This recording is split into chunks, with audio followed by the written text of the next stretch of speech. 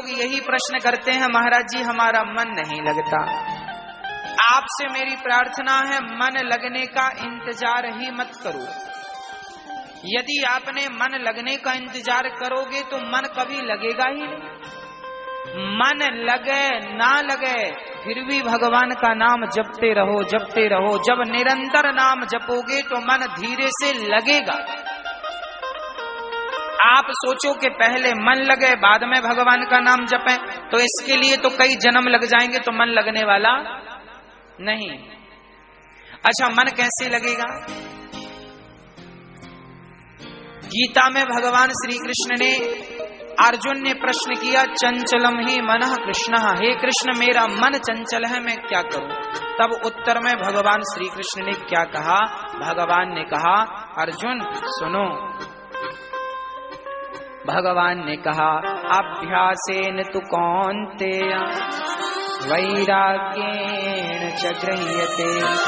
हे अर्जुन, यदि कोई व्यक्ति अपने मन को काबू में, वश में करना चाहता है तो अभ्यास करे। अभ्यासेन तु कौन्तेय, मन कैसे वश में होगा? अभ्यास से। भाई आपको लिखना कब आएगा? बोलो, जोर से बोलो। अभ्यास से आएगा ना। सुई लगाना कब आएगी? डॉक्टर को सुई लगाना कब आती है? अभ्यास से।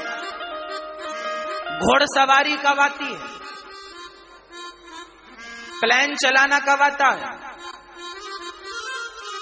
अरे दुनिया का जो काम आप गाड़ी चला रहे हैं, साइकिल चला रहे हैं, तो साइकिल चलाने के लिए भी आपने अभ्यास किया कि नहीं? इस दुनिया में ऐसी कोई चीज नहीं है जो बिना अभ्यास के आ जाए। आप गा रहे हैं तो आपने अभ्यास किया होगा।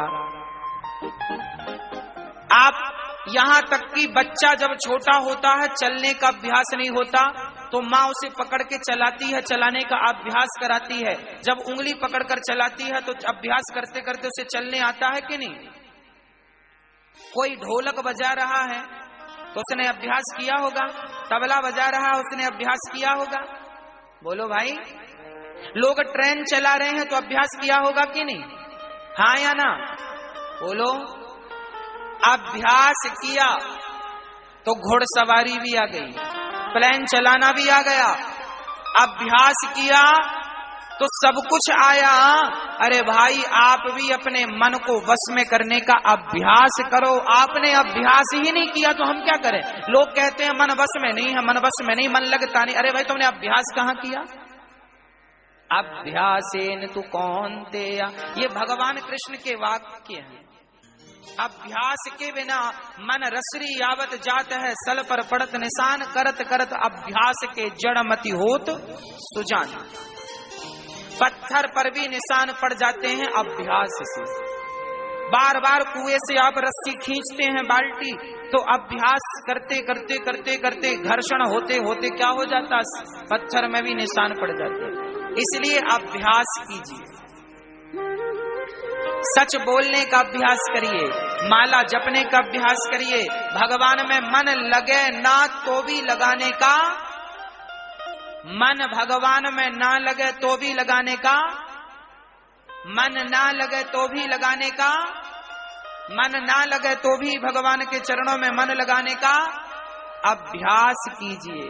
करत करत अभ्यास के एक दिन आपका अभ्यास आपको प्रसन्न करेगा, सफलता मिलेगी।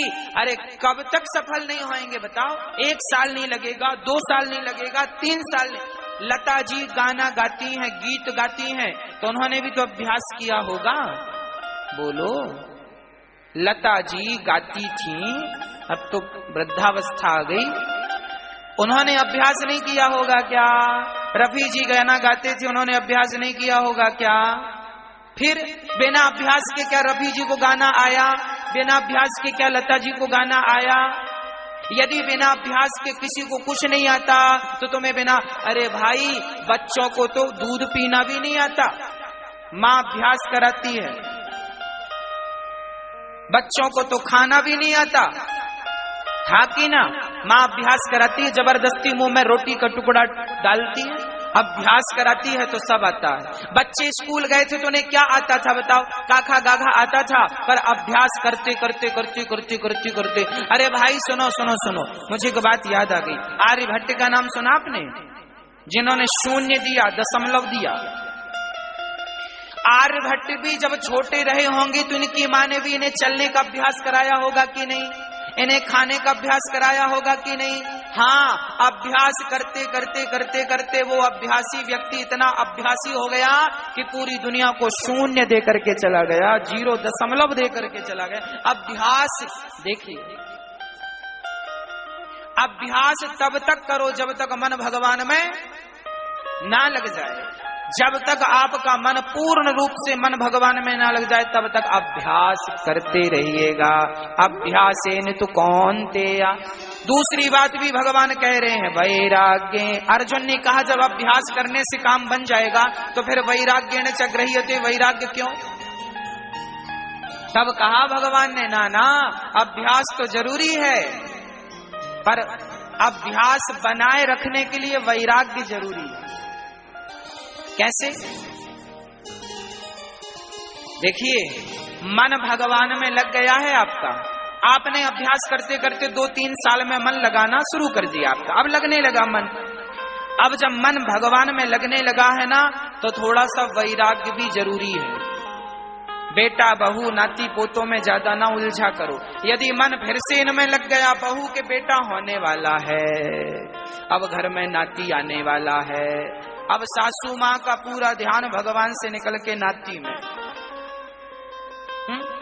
अब नाती हुआ तो दादी गोद में लिए लिए घूम रही है, बेटा पोता पोता पोता पोता पोता पोता पोता। जा रही है तो पोते को खोपड़ी में बिठा के जा रही है, खा रही है तो गोद में बिठा के खा रही है। अब मन क्या हुआ? मन लगा तो था तुम्हारा भगवान में, पर अब मन भगवान से निकल के पोते में लग। क्यों? क्योंकि वैराग्य नहीं था तुम्हारे भीतर। तो मन भगवान में लगा के थोड़ा सा वैराग्य जरूरी है। भाई दवाई तो लो, पर दवाई के साथ साथ परहेज जरूरी है। परहेज करोगे तो दवाई कारगर होगी, परहेज नहीं करोगे तो दवाई का कोई असर नहीं। परहेज जरूरी है।